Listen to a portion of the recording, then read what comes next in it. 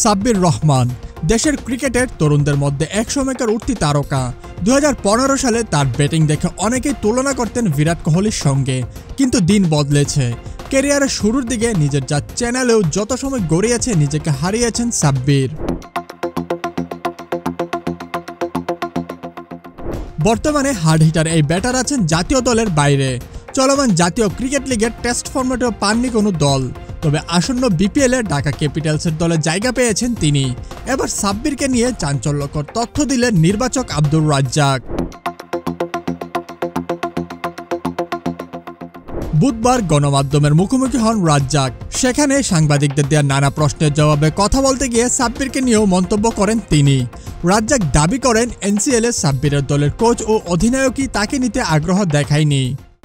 আগে তাদের coach management ওদেরকে চাইতে হবে আমাদের কাছে যে এই প্লেয়ার আমরা চাই, আর একদম লাস্টে গিয়ে আমরা তখন দেখব যে মানে কাকে কাকে আমাদের আরও এরপরেও আমাদের মনে হয় যে এরা ঢুকতে পারে। টিমটার ডিভিশনাল টিমগুলোর প্রক্রিয়া হচ্ছে এইটা। হ্যাঁ, আমরা আসলে ওদেরকে আমাদের কোচেস ক্যাপ্টেন থাকে, ম্যানেজমেন্ট, ইভেন ডিভিশনাল যে ম্যানেজমেন্ট থাকে ওনাদেরও প্রায়োরিটি আমরা এই ক্ষেত্রে দিয়ে থাকি।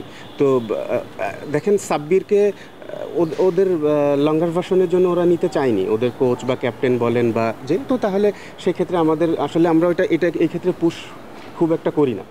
বেশ কিছুদিন আগে দীর্ঘ ঘরোয়া ক্রিকেটের ক্যারিয়ারের ইতি টানেন ইমরুল কায়েস। তরুণ ক্রিকেটারদের সুযোগ দিতেই নিচ থেকে সরে দাঁড়ান তিনি। নির্বাচক রাজ্জাক জানান 15-20 বছর খেলা একটা ক্রিকেটারের বিকল্প অতি দ্রুত পাওয়া অসম্ভব। তরুণ প্রতিভাবান ক্রিকেটারদের আরও সুযোগ দেওয়ার পক্ষে তিনি।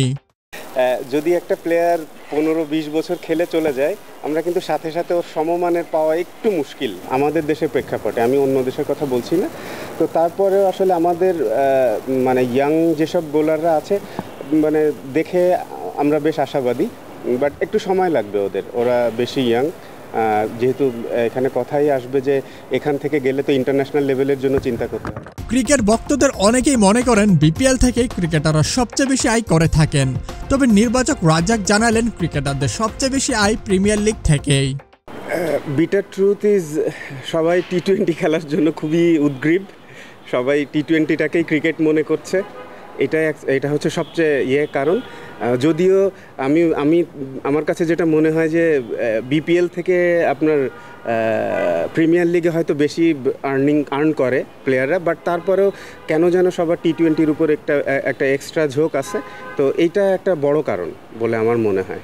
ক্রিকেটারদের খারাপ সময় যেতেই পারে, আর তাই এক সিরিজ দেখেই কাউকে বাদ দেওয়ার পক্ষে নন রাজ্জাক। খারাপ খেললে বাদ পড়বে, আবার ভালো খেললে দলে সুযোগ মিলবে বলে জানান তিনি।